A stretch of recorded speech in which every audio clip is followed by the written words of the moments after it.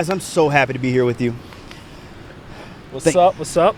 Thank you so much for coming out. So everyone, this is ISIWL. You already know how we get down. We have Andrew here, my brother. Yes, sir. Thank you so much. And we have a special guest. This was a surprise to say the least. Our brother Mike is back from his travels, back from serving our country. So first off, let's just give you a round of applause and just say thank you. We really appreciate everything.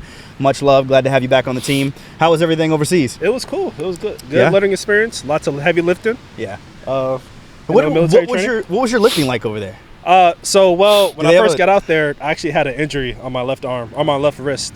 So I was actually out of the gym for about 5 weeks. Dang. And after that, apparently, whenever you get an injury like that, the pain that you feel is only a third of the injury. So you have to chill for 2/3 after that. The pain that you feel is only a third of the injury. Yeah. So like whenever the pain goes away, you still have 2/3 of the injury left over that you have to heal through. Okay. So you actually have to be out of the gym for a little bit after that as well. Gotcha. So for a long time, for a few months, I had to be very careful with how I lifted. Yeah. So you've just now, dude, we went to the gym today and my man was squatting five and a half plates and a quarter. 5.5 plates. Was deadlifting 6 plates like if it was butter. So clearly you're almost back. I mean, like your numbers are a little bit higher than that, which is insane to say. But so you've pretty much fully recovered at this point? Yeah, now I'm gonna actually start pushing myself again because I still have goals. Yeah. So I got about 6 or 7 months before I try to hit my goal. Yeah, and I'm gonna hype you up because I know you won't do it. By goals, you mean 2,000 pound club is what you're chasing. Yes. And by the way, something he didn't say earlier when we were there is he wants the 2,000 pound club and then he wants the 1,000 kilo club, which I didn't even know is higher to get to 1,000 kilos than it is to get to. Well, I mean, if you do the ratio, it's pretty easy to figure out, but that's a lot of weight, dude. That's insane. Like, and we were talking like, I'm sure Chris Gordert would be super happy. Like, we kind of want you to train with him because we feel like he would be able to take you to the next level. Yeah, and he's in the group, so it's like, keep it in the. So we'll have to hit up Chris G. Shout out to Chris Gordert. Sure. That's always our guy. What has powerlifting done for you? Why did you get into this, and what has it done for your discipline? I'm just curious. So initially, I got into powerlifting because I had, hereditary heart issues. And the Navy didn't like that. The Navy medical does not like that. Marine Corps obviously doesn't like that. So I had to do a lot of running, and I hate running. So after years of running, somebody introduced me to the gym, and then I just lost my mind after that. And I just started lifting, and I had better results from my heart. So I've just been doing that over and over and over. So that's actually my motivation to stay alive longer. But yeah, that's pretty much it. Dude, that's fucking amazing. Dang. I didn't know that. I've known you for so long, and I did not know that. You did. I did? Yeah. I just You forgot. a bad friend. Dude, my man, you're just a horrible person. Yeah, you a terrible friend. Dude, and you bodybuild, and how has that been for you? Like, I'm just curious because we all do such different facets in our lifting and in our styles of training, rather. Like, what has bodybuilding done for you mentally?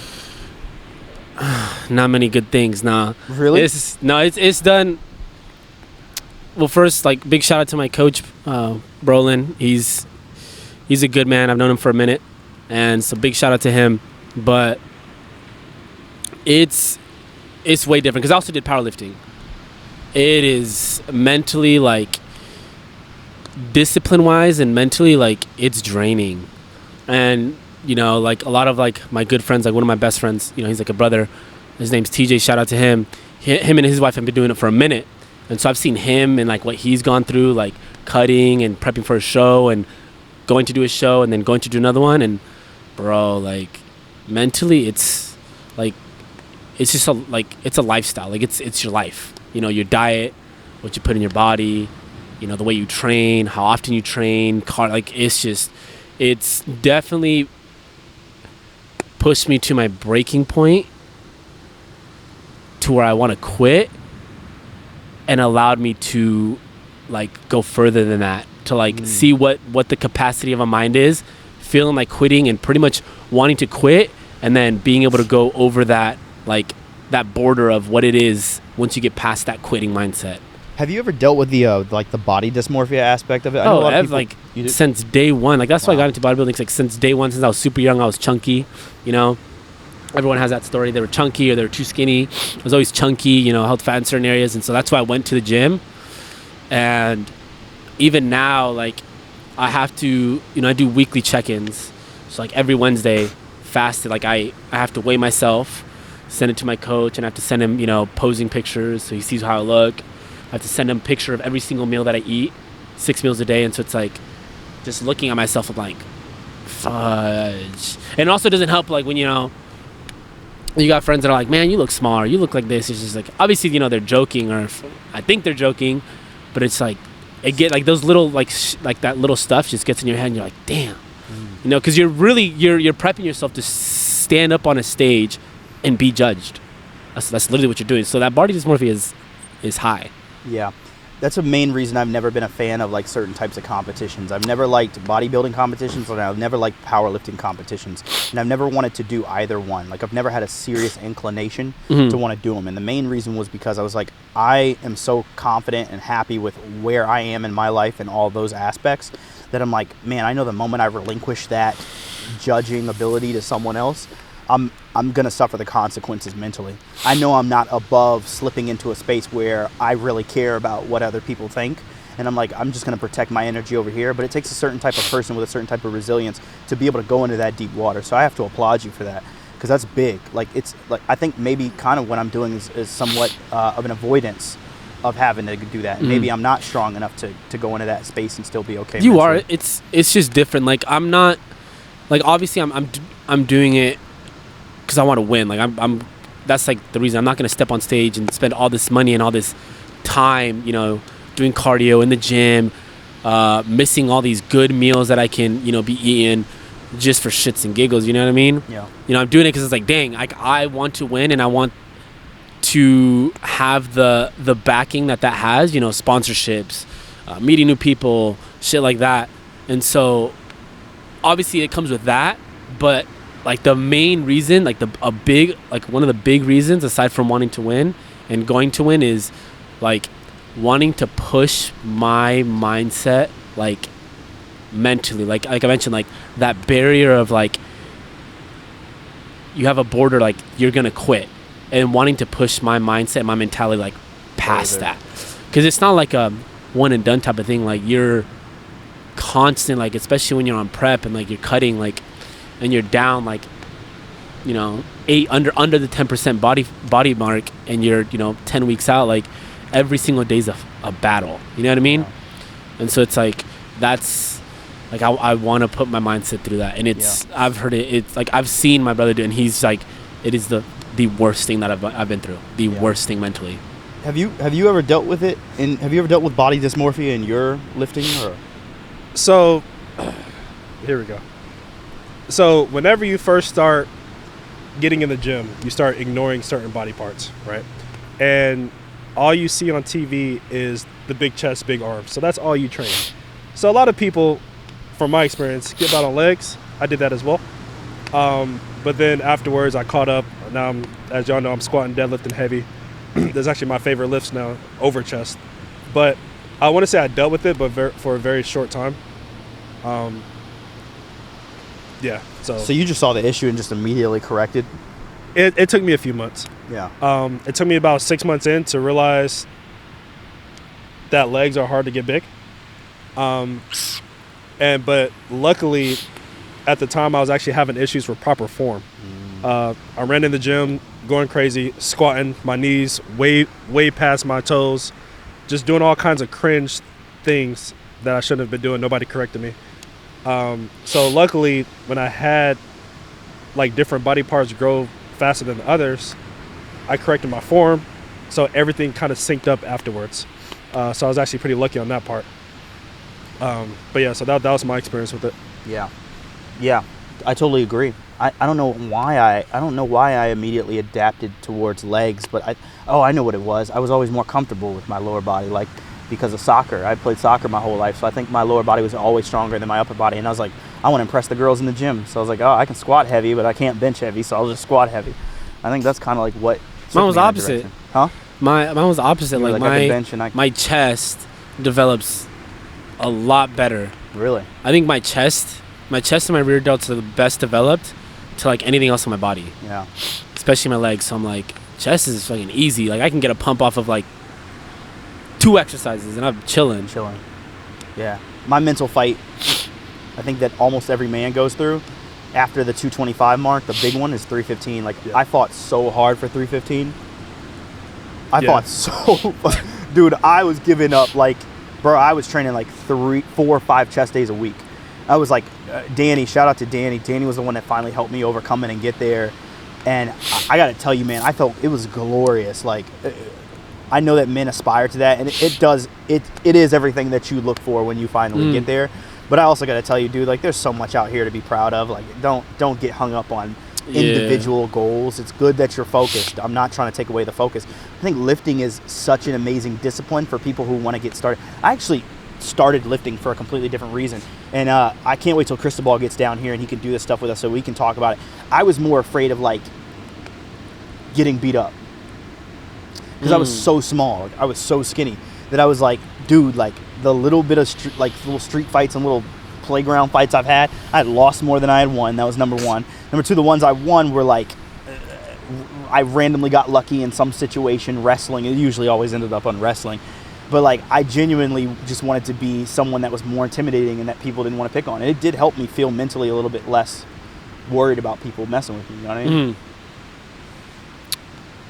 Yeah, I can see that. Like, now being, like, older and obviously being surrounded by, like, you doing jiu-jitsu and stuff, and even, like, my brother that I was mentioning that's, like, in Oklahoma, he has an older brother, and I look at them as, like, siblings because I've known him forever, and he and his brother-in-law both do jiu-jitsu. He's like, oh, we need to get you in. I was talking to you about them. They do it over there. They've been doing it for, like, now, like, 3 years. Yeah. Like 2-3 years, and one of them, the brother-in-law, state wrestler in California at Long Beach. So he already had, like, the background. We can't stand wrestlers. Yeah, yeah, you know what I mean. And he's like a bit. He used to do They kill powerlifting us. too. Yeah. He used to do powerlifting. Like, his numbers were high, like nationally ranked back in the day. And then, wrestler, nationally ranked powerlifter. Now he's doing jiu-jitsu. Like, that's a full-on man. You know what I mean? That's a beast. And so it's like, he's like, yeah, you need to learn. Like, you need to be able to protect your family. Like, we need to get you in this and that. And so, like, now being surrounded, because, like, I grew up with mostly, like, all girls, all my cousins and stuff. So I never really, like, had men that were, like, into, like, learning how to fight for protection or even fighting in general. Like, I never really, like, been in a fight like that or anything like that. Now being surrounded by people that are, I'm like, dang, I need to learn. Like, and you're never too old to start learning. For me, I'm just like, man, I'm 25 and I'm like, I'm past the prime. Like, I can't start now. Like, I'm gonna look like a a bitch or like this and that. And so I'm like, but now even talking to you, and then I'm like, oh man, like when the time comes, like, I think it'd be dope. You're never too late to start, but start as early as you can. You know what I mean? What do they say? The best time to plant a tree was yesterday, but you don't have yesterday, so start today. Jiu-jitsu is... I got into jiu-jitsu and Muay Thai because I wanted to learn even more about how to defend myself, and I was like, bodybuilding and powerlifting more specifically was not enough. I'm strong, but, like, do I actually know how to use the weapons that I have now? My hands, my feet, my mind. But I got to tell you, dude, you're going to get in there and you're like I'm trying to think of the most innocent creature. You're like a baby. You're like a baby. The moment they take you down, or even standing up Muay Thai, it's like you're a child. Like, you don't know anything. It's so amazing, like, when you learn to mentally connect to the lower half of your body and the upper half of your body to deliver power.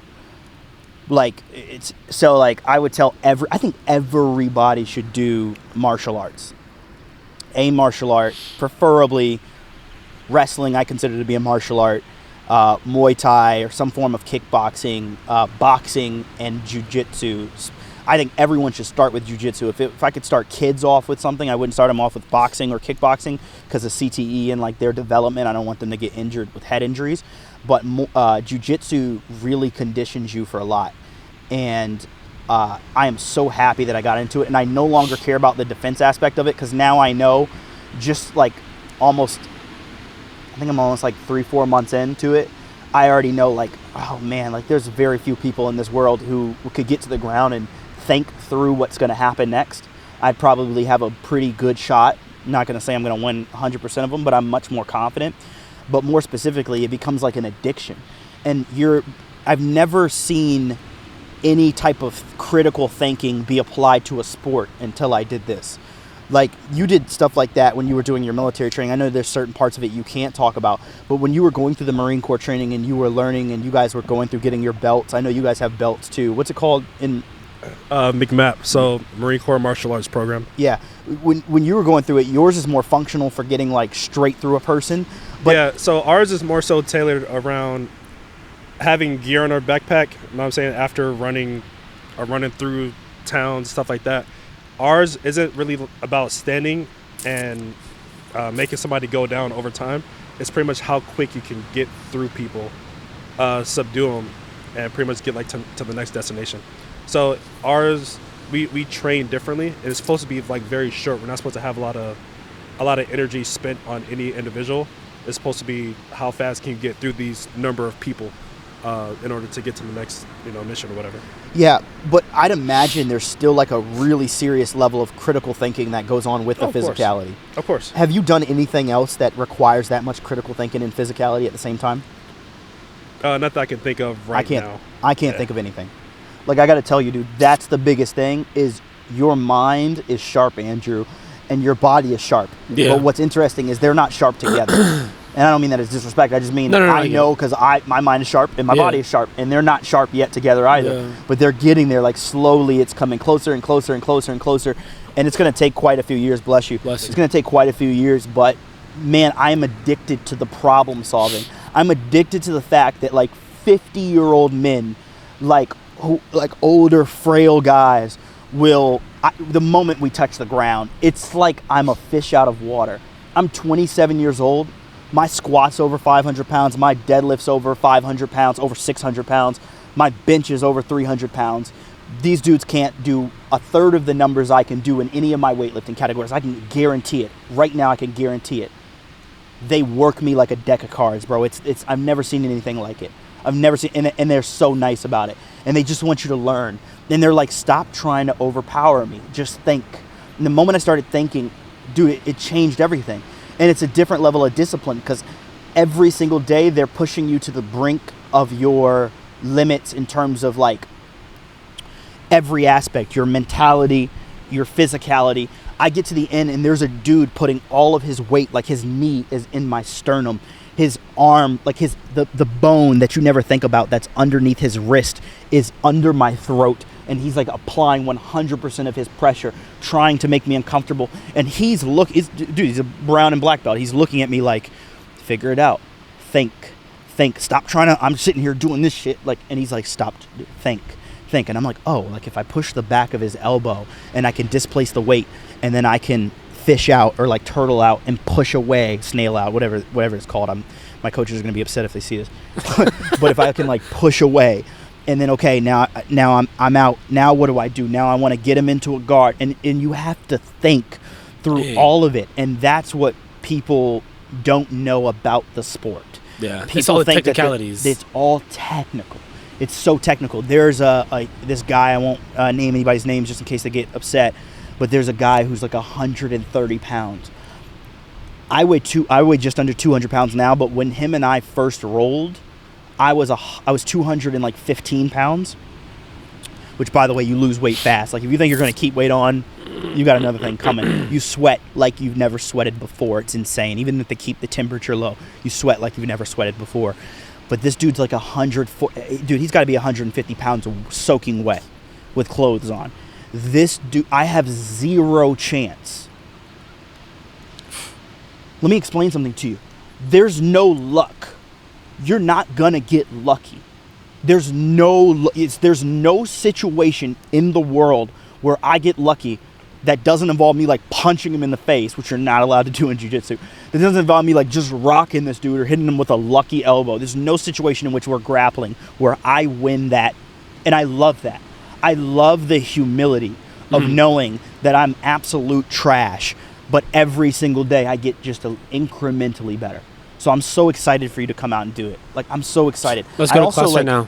Podcast is done. Yeah, let's finish the podcast. Dude, I'm also like, another thing that, I really want to think about is like, I know like they're a very controversial brotherhood, but the Tate brothers, I really love that both of them fight. You know what I mean? Like, I really love that both of them, to some degree, in a bad situation, could defend themselves. And I love, like, when you see situations where it's like someone's trying to check them, they're both, like, standing there. You never know how much of that stuff is staged, but I like to, in my mind, believe that it's legit. And to me, I'm like, I look at, literally, there's 4 of us. And then I think about Mac as well, because Mac's my dog. But there's, like, 4 of us. There's you, me, him, Chris Gorder, and Chris DeBall. So 5. That's 5, yeah. And 5. then Mac is always 6. with us. So 6. There's not that many of us. Definitely not 10. 6 bad dudes. Bad dudes. But I'm like, he's already trained. I'm starting training. Mac's already starting training. You and Cristobal are going to start soon. Y'all aren't physically not a problem. Y'all are already a problem. Chris G. Chris G is just he's a whole nother. He's a specimen. Bro, I'll probably be 3 years in. Chris Gorder would be like, let's. I'd be like, nah, I'm good. I'm all right. Like, I'd love to roll with him just to have fun, but I would never. He's just a freak of nature. Even him. Mike. I'm just dude, like, if Mike had never trained, I still wouldn't want that problem. Me but I'm either. like, I'm so excited for us to all get to a place where we're all extremely well trained, because the way that the relationships are in that place, that masculine energy is not there. I've never been somewhere that requires physical nature and there's no masculine bravado. There's none. There's none, because they're all looking at each other like, I know what you can do. I know I'm capable, so I don't need to prove anything to you. We're here to learn. It's so surprising. It's like a learning environment. It's just so a teaching surprising. thing. They don't have to do any of that stuff. Nobody's like this. Muay Thai, a little bit different. There's a little bit more of like showmanship. Jiu-jitsu, there's none. Dang. I see, now you telling me that makes it more keen and comfortable and wanting to go and be like, oh, dang. Compared to like, because when you think of jiu-jitsu, you're like, oh, these guys are just going to pick on like the weakest person and just fuck him. You know what I mean? No. Like just destroy him and like just make him look like a, you know what I mean? That's the stigma that I'm thinking. Have in your mind. Yeah, you know what I mean? It's not going to happen. They treat you so well. They treat you so well. It's like a respectful sport. Yeah. Very respectful sport. It is the most respectful sport. You don't do disrespectful stuff in jiu-jitsu. That's crazy, because I was thinking, who is it? Because I've been seeing a lot of stuff like since we've been talking about it, like Mark Zuckerberg, he just won a big one. Yeah, Mark. Yeah, and he's been doing it for a minute. Tom Hardy does it. Yep. He's a big one. I think he won like first place at his tournament. And so you're seeing all these people. You're like, I didn't know these people did that. Well, Tom Hardy, but like Mark Zuckerberg, I was like, the heck, like all these people. I think Wiz Khalifa, he does kickboxing, and I think he also does jiu-jitsu. And he does Muay Thai. Wiz Khalifa's a beast. And who was it? It was Joe Rogan or Dana White? Both of them were like no, but I think it was Joe Rogan or Dana White were like. They were talking about Wiz Khalifa and they're like, that dude's a monster. Like he's been doing this. He's a monster. I think it was Joe Rogan. And to get that from Joe Rogan, I'm like, that's a huge compliment.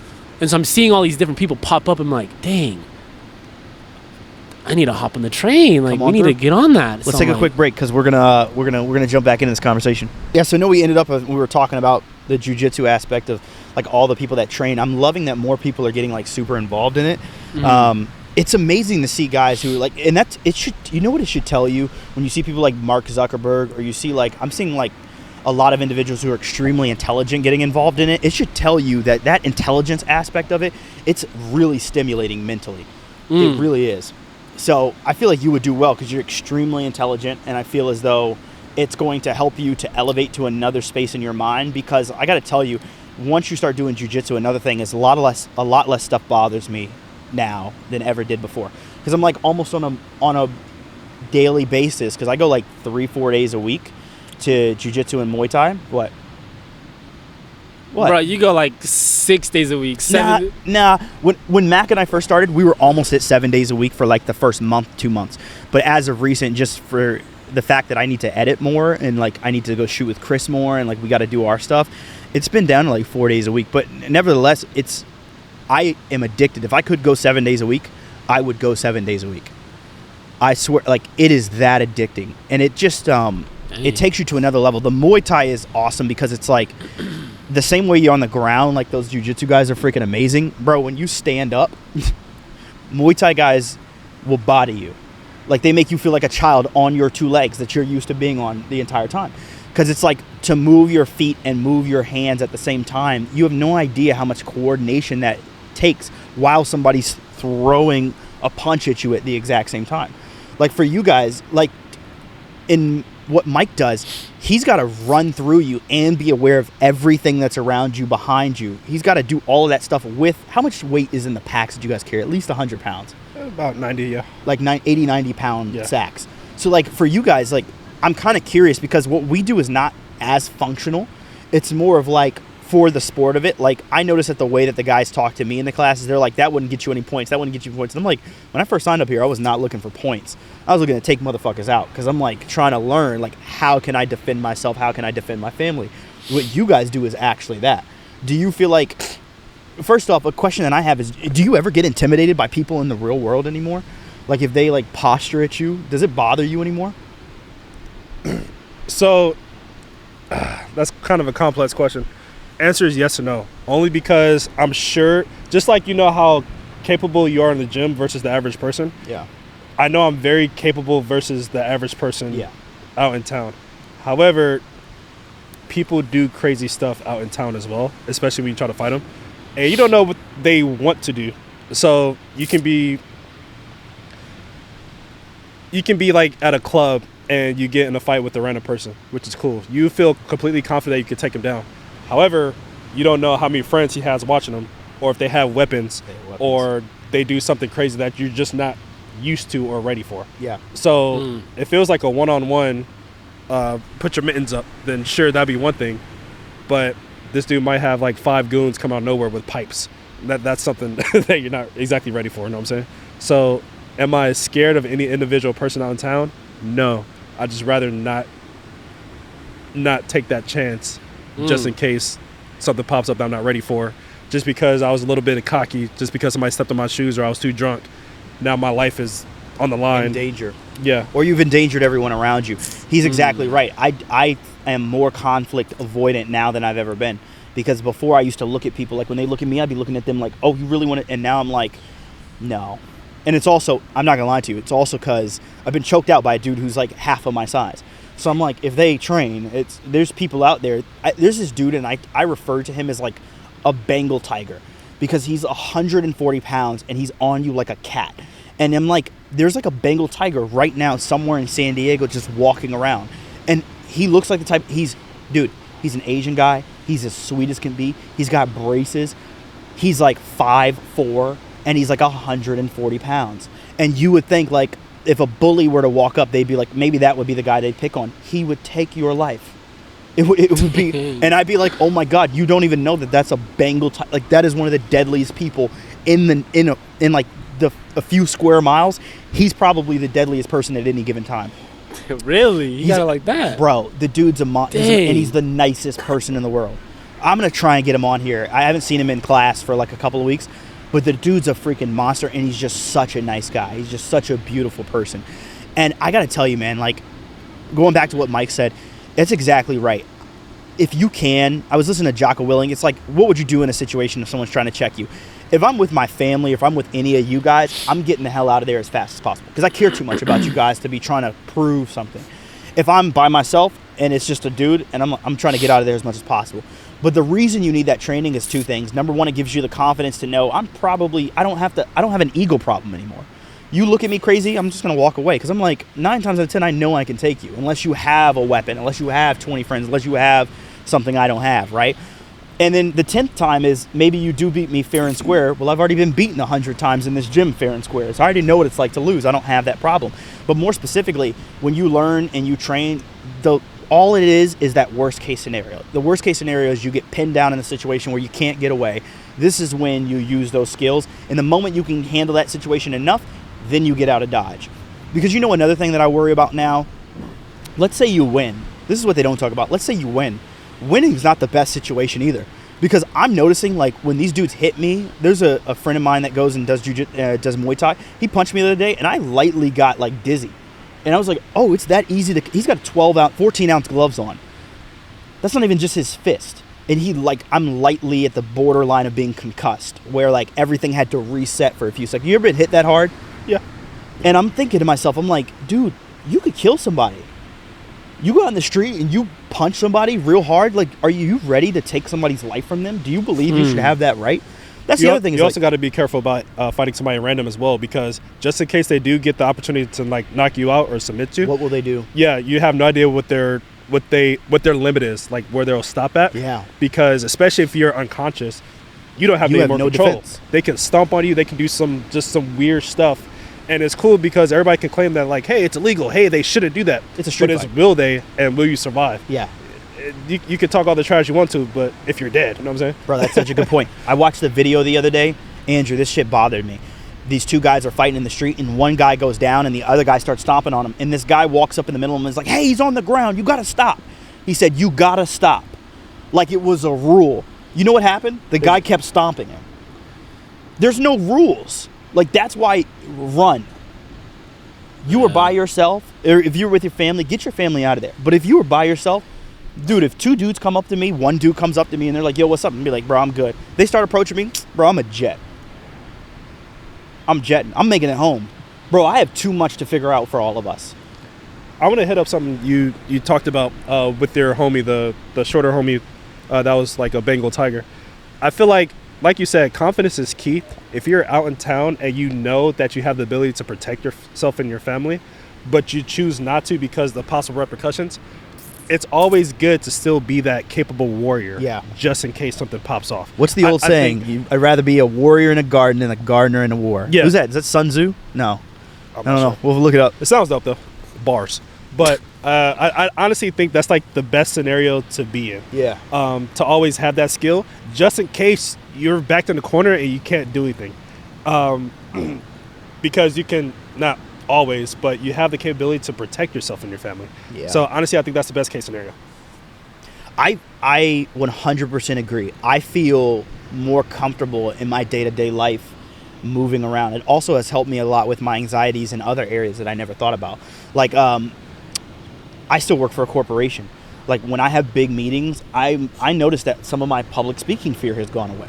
I notice that sometimes when like my higher ups come in and they're like trying to look over all my stuff, I'm like, oh man, I'm less concerned about that stuff. I've noticed this about him, and he's just a fucking unit as it is. But Mike has this sense of calm.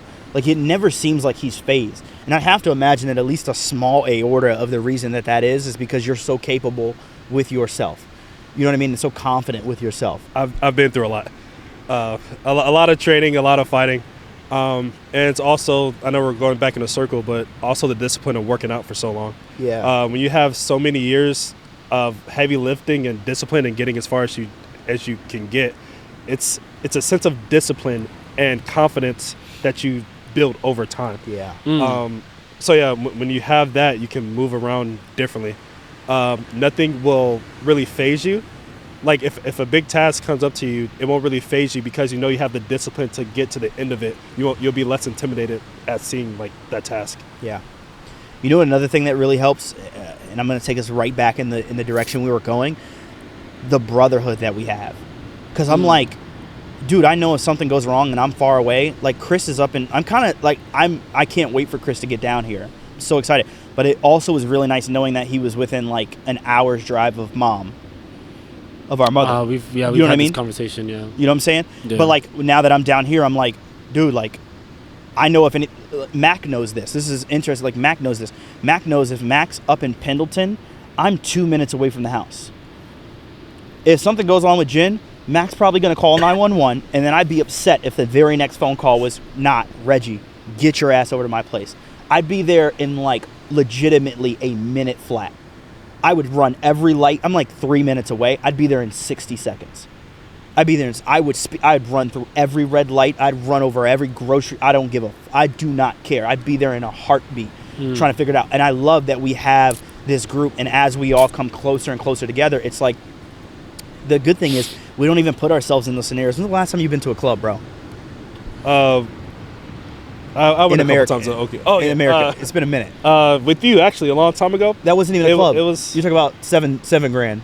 If that's what it's called. Yeah, $7 it grand is me, a you, bar. Mac. It's like a little bar. Yeah. Danny. And Danny, yeah.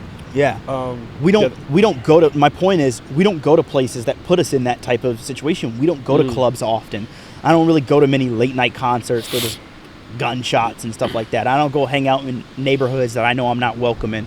You know what I mean? I also, our lives are becoming so busy, And with our brotherhood, we have so many businesses and things that we're trying to tackle.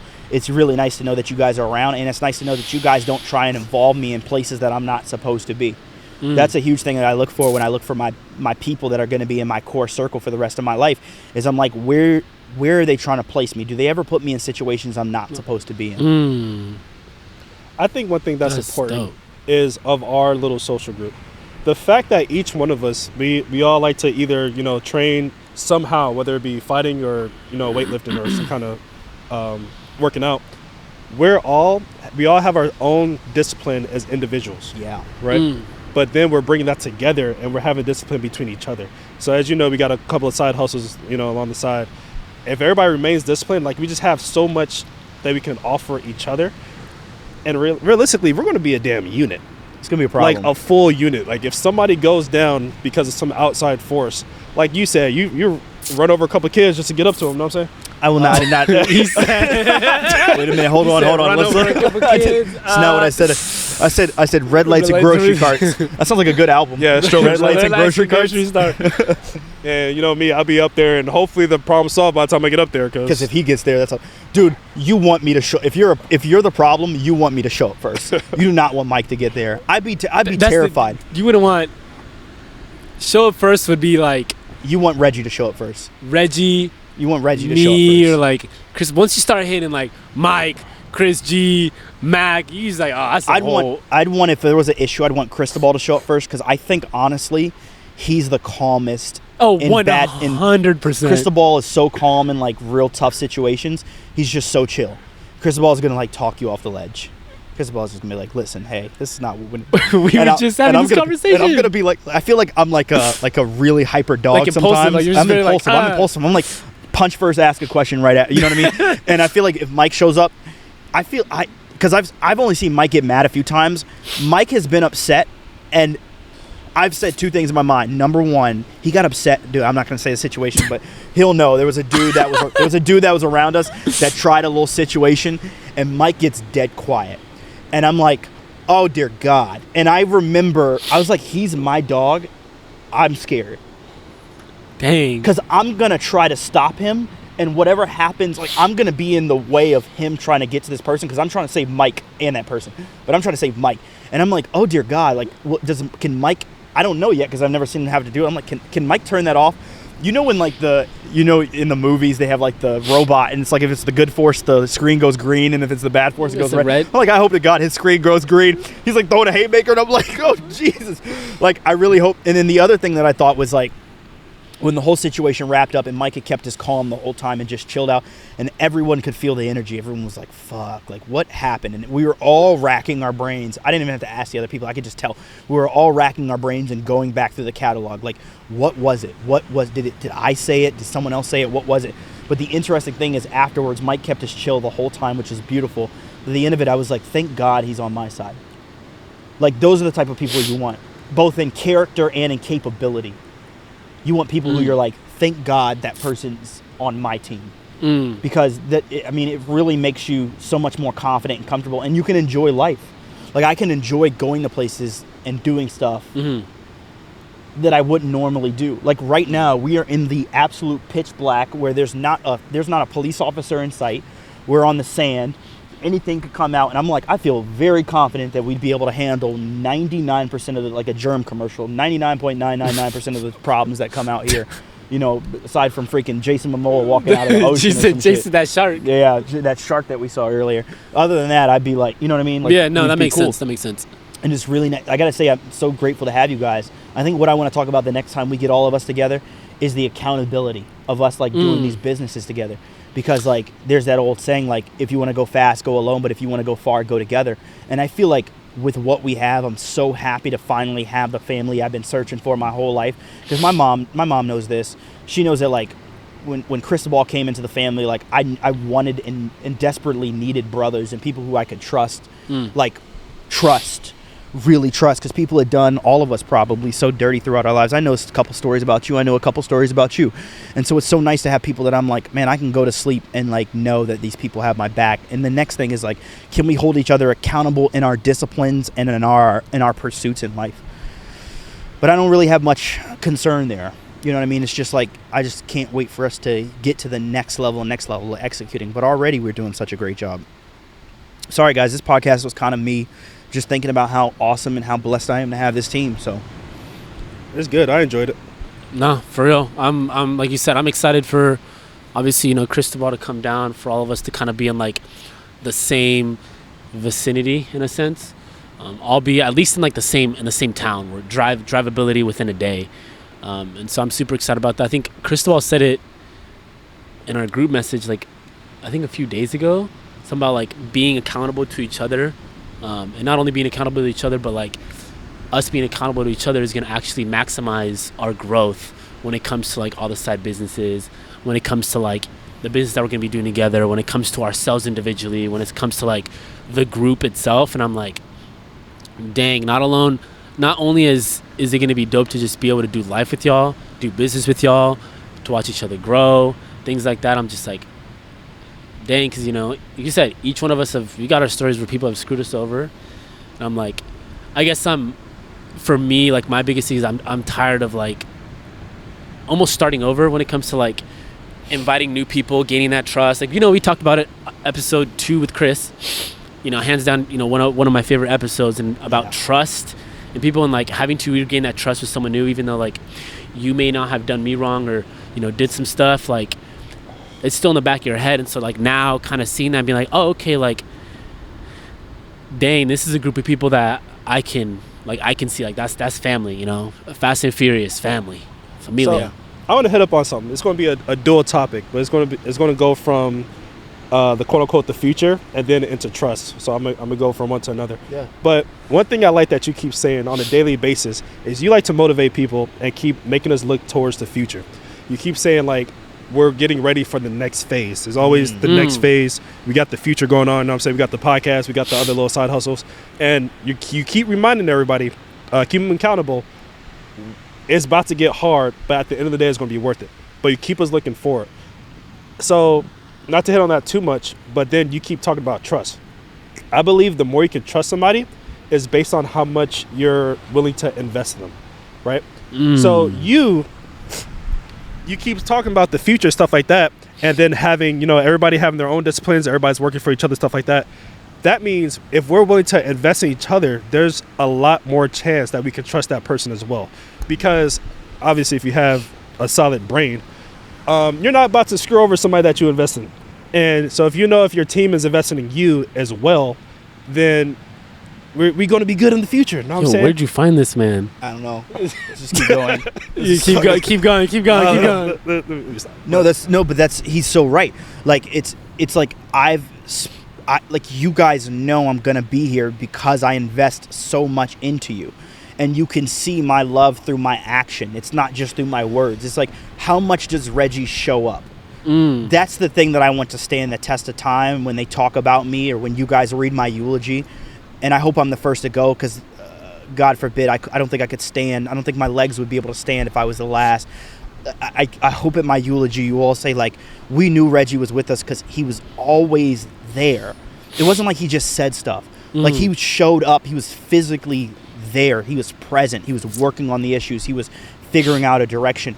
And Mike is so right. I'm always thinking about the capacity that we all have. And I actually believe that I can't, this is such an egotistical thing to say, but I'm going to say it exactly how I mean it. I think that in my mind, I believe more in you guys than you believe in yourselves. I see heights that I don't even believe you guys are aware that you can reach yet. Because I've seen each of you move individually, and I pay such close attention. And one thing that my mother did was she never limited me. There was never a limitation as to how far I could go in life.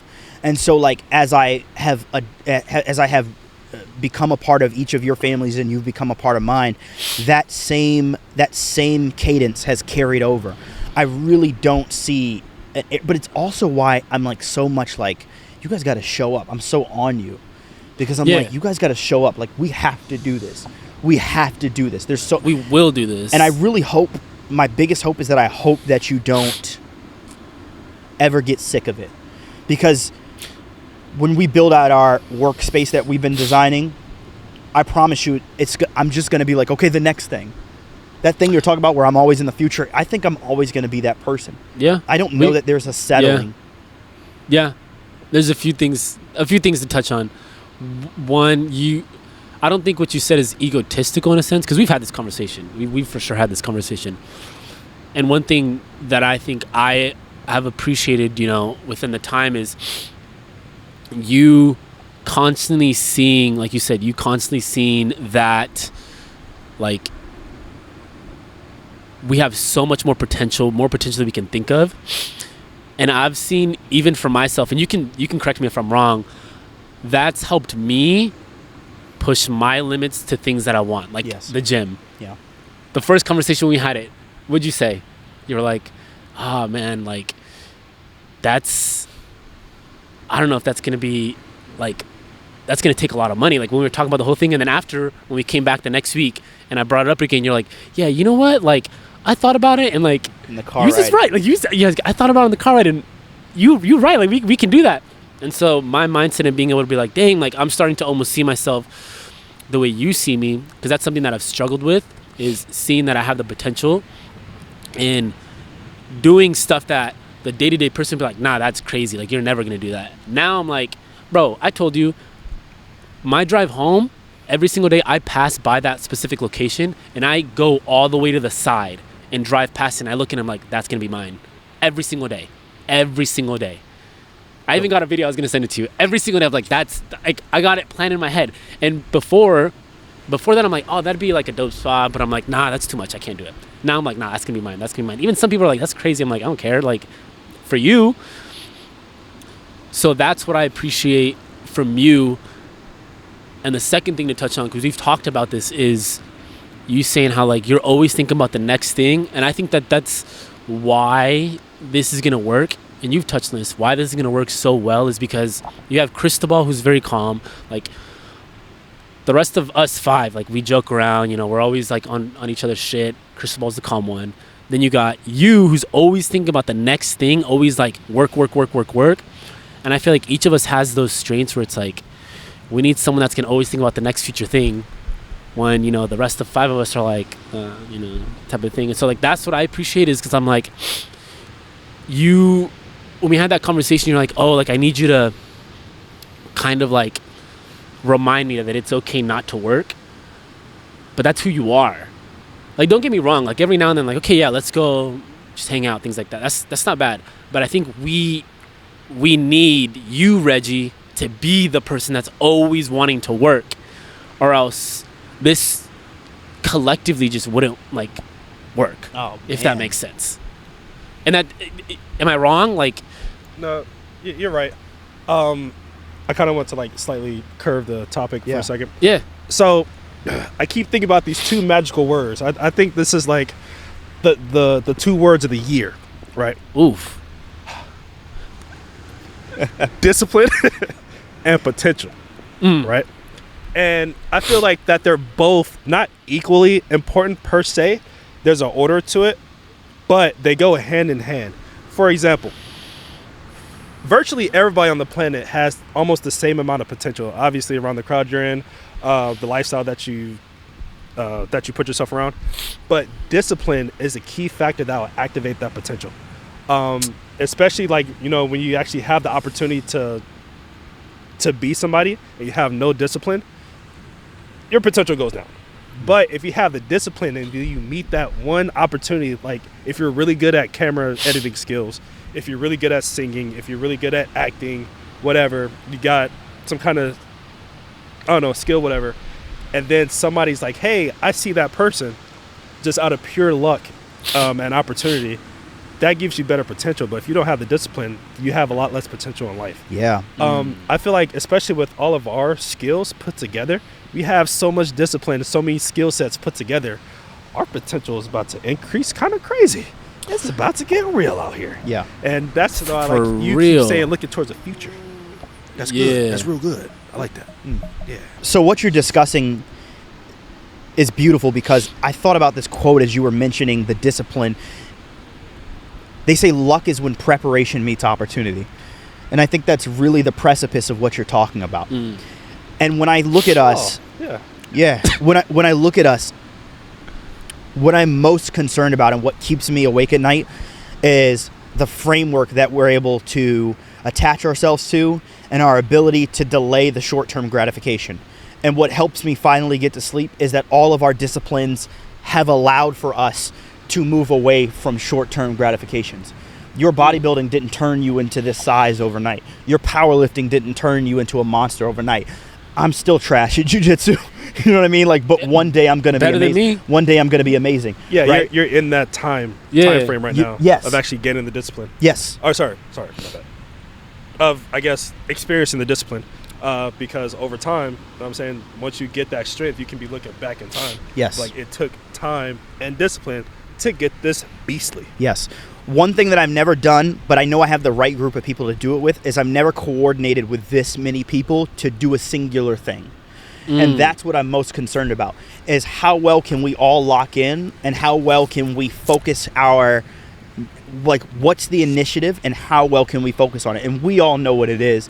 Off camera, we know what it is. But how well can we focus in on that particular thing and execute upon it?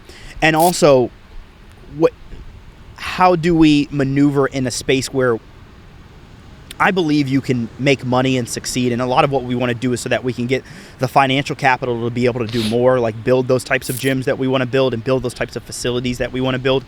But what I'm also concerned about is we're really good people, so we're not going to do people dirty in order to get there. You know what I mean? And Gary Vee, I mentioned this a lot. Gary Vee talks about the best way to build the biggest building in town, and he says the two options that you have, and there's only two, is to either go out and tear everybody else's building down so that you have the biggest building in town, or B, just build the biggest fucking building in town. Well, B is a lot harder than A. It's fine. B is exponentially harder than A in most scenarios. And I'm just, as any normal person would be, I just have my concerns and I worry about that. But I think part of that worry just shows that I care. And I just want us to succeed so badly. And I'm so excited to do this with you all that it's both fear and excitement bridged together. And it reminds me that, like, I'm really happy to be in this uncomfortable space. Did you have something to say? No. A few things. I understand where you're coming from as far as the fear. I guess I don't have that fear. Because of the fact of what you said before. We've all been broken in trust. We've all been, we've been drugged to the mud. Like, I haven't heard your story, but, I've heard your story. I've heard Chris's G story. You've told me a little bit about Cristobal. We've all shared collectively about each other and what we've been through individually, through our young ages, through our older ages. And I think for me, even the fact that, like you said, this is the biggest group we've done this, I think the fact that it is 5 or 6 of us, that the potential for one person to veer off it's there. Don't get me wrong. But I know that there's 5 or 6 of us. So if you, Reggie, start messing shit up, you're going to have to answer to 4 or 5 of us. Yeah. And you're going to be like, oh, shit, guys, my bad. Boom. Happily. Thank you. Whereas if it's just 2 of you, it's so much harder to put you in check or you to put him in check as one individual person compared to if there's 5 or 6. So that's one thing that I do like, the fact that I'm like, you have a different lifestyle that you've grew up in, same as him, same as Chris G. We've all been through our own stuff. We're all collectively coming together. And the fact that now it's 5 of us, and if I start messing up and doing my own shit and trying to like do, shit that I shouldn't be doing, I know Chris G's gonna kick my ass, you're gonna kick my ass, he's gonna kick my ass, but in a loving way. Because we all have that trust, we all have that love for each other, we've all been through it, know what it's like to go through it, and know what it's like to, put someone in check that you love. You're not just gonna let me go and be like, okay, go do your own thing. Yeah. Because we've now built, and over time we're gonna have continuously built that relationship, and I've built that trust, and I've built that love, that now, and this I'm gonna expect at that time for you to check me. Yeah. Let me tell you where my concern comes from, and you already know. And you already know as well. I had a situation where I tried to build a business with someone, and Cristobal was involved in this, and we got this person on the LLC. We started to literally get to the point where product was about to start shipping. And they just left. Like, and it really jarred me because I was like, man, I see how much effort we put in. We built the framework. I can't if you saw the amount of documentation that I had built out to explain the standard operating procedures, SOPs, to build out the framework of the goals and the initiatives, to build out exactly what everybody's very specific task list was. And then to see this person walk away, it really hurt. And it was somebody who I had had a dear friendship with before. So I think I'm also just concerned and worried about like what happens there. And I hope that none of us do that, because I don't know how many more of those I can take. A wise man once told me, and he said, and this wise man is you. You told me, you said, Andrew, maybe he's like, you told me, you said, if it was based off of, like your faith or whatever you want to call it, you probably went through that specific thing in order to now have something better. You said those words. You told me that. So imagine if it did follow through. You guys I'm not telling you anything else ever. I know. Because I've been using your own stuff on you. But imagine if awesome. you did follow through. Yeah. You did continue doing the business. Would you have ever moved to San Diego? Would you have ever met Big Mike? Would you have ever like started building Chris G, all these people? Yeah, you're right. Mac, myself, you're right. And have had a team of now 5, 6 compared to 3. That's a phenomenal. Would you have point. ever started, powerlifting, like all these things? Yeah, some of that stuff I was already in San Diego and I started powerlifting, but your point remains 1,000% true. But more specifically, you said it at the very beginning, and I think this is the piece that really brings me a lot of joy.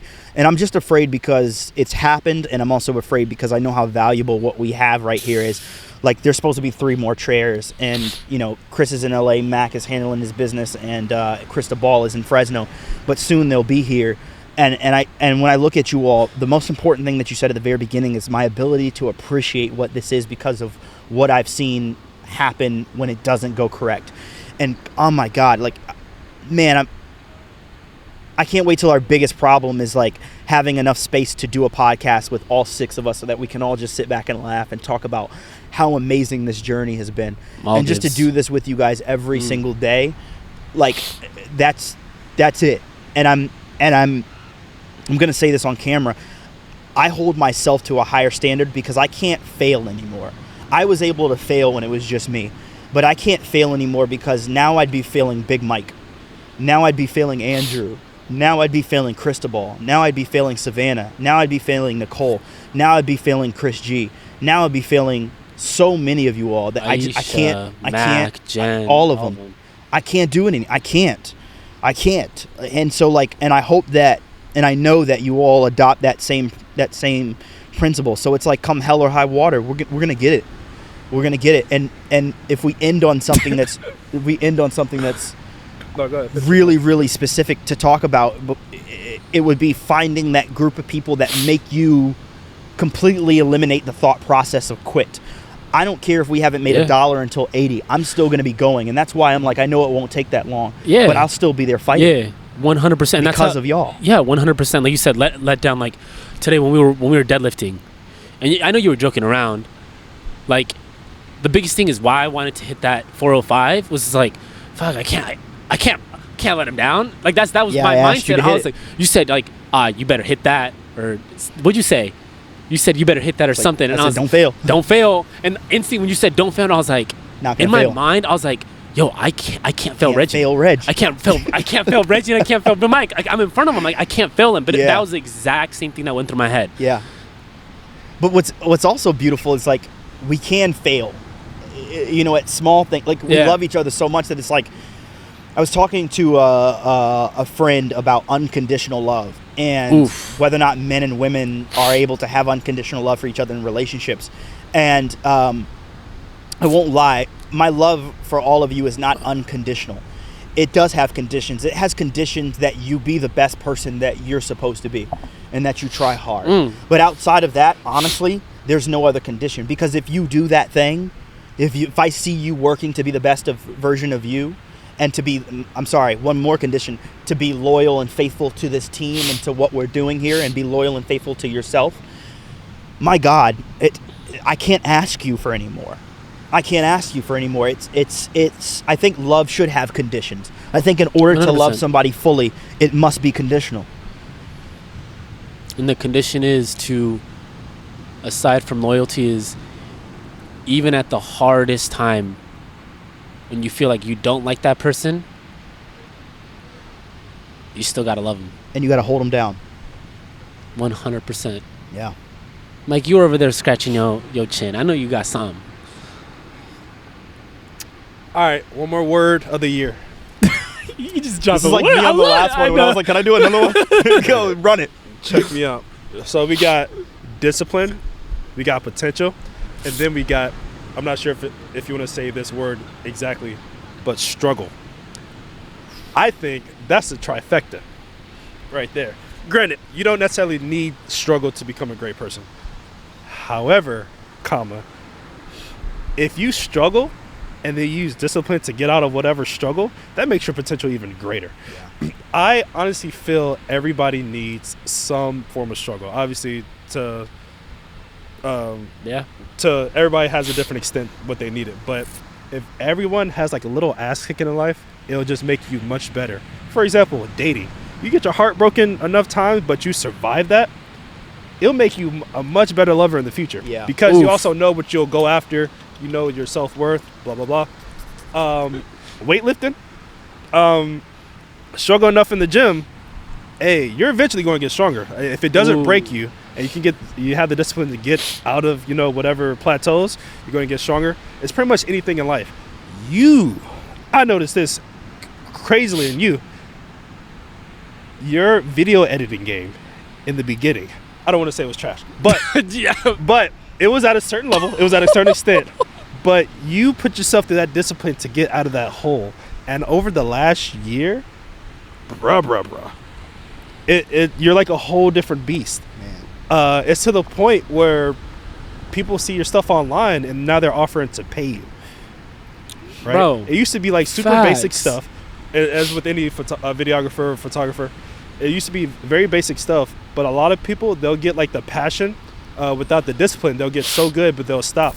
You kept that discipline for a full year straight, and now you're like a whole different beast. Do you know why I did that? To not let us down because you're struggling, because you saw the potential in yourself. For You know this what I'm saying? team. You saw the future. Your next step is always the future. So that's what you're going for. You weren't going for like the short-term stuff. You're going for the next level. Yes. Quote unquote, the next level, the future. Yes. And yeah.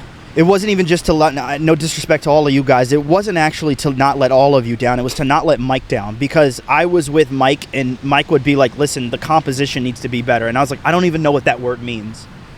I don't even know what composition is. And then he was like, I'm leaving. I got to go overseas and I got to do this thing.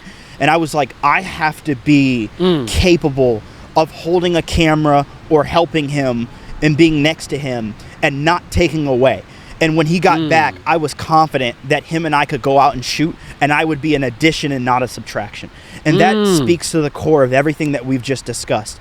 We care so much about each other that we are willing to invest in ourselves and do the hard hours and go harder in order to make sure that the entirety of this team, the success of this team, is guaranteed. I can't tell you, I want to specify this. I now do probably between a bare minimum of 25 and a maximum of about 40 to 45 hours a week, in addition to my 9 to 5 job that has an hour of commute each way, my jiu-jitsu, that's 2 hours, jiu-jitsu and Muay Thai, my meal preps, my lunch break at work is an hour. I do an additional 25 to 45 hours a week on all of the stuff that we're doing. It is writing out our documents and planning our framework for the business. It is mapping out how our spaces need to look in order for them to be the most ergonomic and be the most potent for what it is that we're trying to do. And then the biggest one is doing all of the shooting and then doing all of the editing. I would never have put in that much time for myself by myself. It is because of all of you that I put that in, because I literally have an anxiety that I'm going to let you down, that I don't ever want to leave my body until we are so secure it's not even funny. And I mean, like, we're secure 7, 8, 9 generations out, secure. Because I promise you what's going to happen. What's going to happen is we're going to get so good, but then all of us are going to start thinking about having children, and we're going to start thinking about our legacies, and we're going to start thinking about the collective legacies of our teams. And then I'm going to be not worried about Andrew. I'm going to be worried about Andrew and Nicole's kid. I'm not going to be worried about Mac. I'm going to be worried about Mac and Jen's kid. I'm not going to be worried about Chris. I'm going to be worried about Cristobal and Savannah's child. Like I've thought about Cristobal and Savannah's child. They don't have a child. I've thought about that child or children, but I've thought about a child. I'm like, yo, I'm not doing enough for that. Like, what are you, Reggie? What are you talking about? But that's how my mind works. That's how much we care about each other, and that's how much we have to care. And that's why, bro, the next step. I'm like, and that's why I also need you guys to ground me, because if I were allowed to just go off on my own and just think like this, I promise you, I'd probably be in an asylum by now. Yeah. But you guys keep me grounded, and you're like, Reg, we're doing good. Like, just breathe. And I'm like, oh, thank you. And I know when I find that potential person to be my partner in life, I really hope that they're able to counteract and balance me out in that regard, because you guys do such a good job of it. You guys remind me, like, Reg, you're enough. You're enough as you are. You know what I mean? You don't have to do more, but we appreciate that you do. So I got to tell you, it's been nothing short of an honor and a pleasure to do this with you guys. And thank you. Anytime, bro. That's what we hear. Thank you. To the future. To the future. To the future. Cheers, my brothers.